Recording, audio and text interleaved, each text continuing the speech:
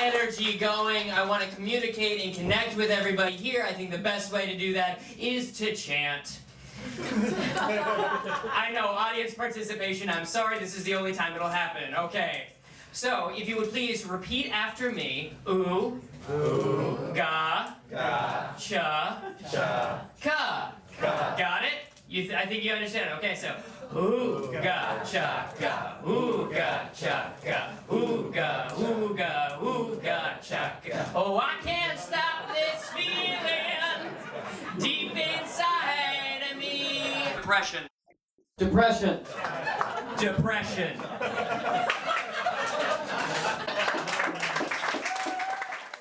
Hi, I'm Tristan Miller. I'm a comedian living in Queens, New York, and I live with bipolar disorder. I've been working on a stand-up comedy show about that subject for about a year, a little over a year now.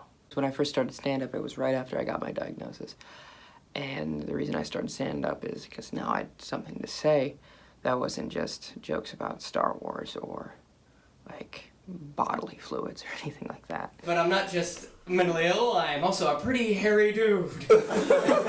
Ever since then, I'd wanted to do a show about it because I don't think there's a lot of accurate information about what exactly bipolar disorder means.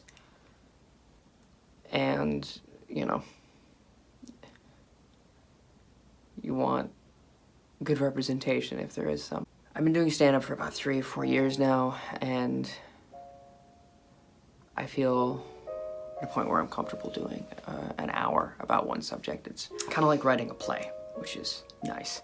I workshopped it over a year at this wonderful place called Artifix New York, run by Misfit Hive Entertainment, which is great folks. Look them up, they're amazing. I had about 20 minutes to start, and now I'm up to about 50 to 60, depending on the day.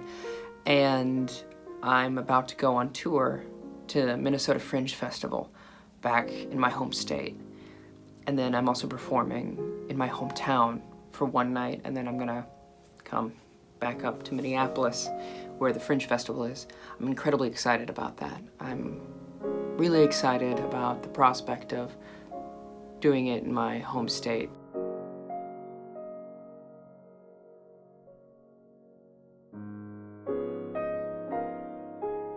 Because I know how New York audience reacts to the material, but I'm interested to see what happens when it's in front of a bunch of Midwesterners, you know? And I hope it translates, I hope it goes well, because I think, you know, on the coasts, there's a fair amount of talk about mental health, but it's really the middle part of the country that could use a little bit more information about it, because it's important, because thousands of people are affected by this every day. And I think the first step to understanding someone is humor. Because if you can laugh with someone, you can relate to them, you can have empathy for them, you know? That's what I'm trying to do here.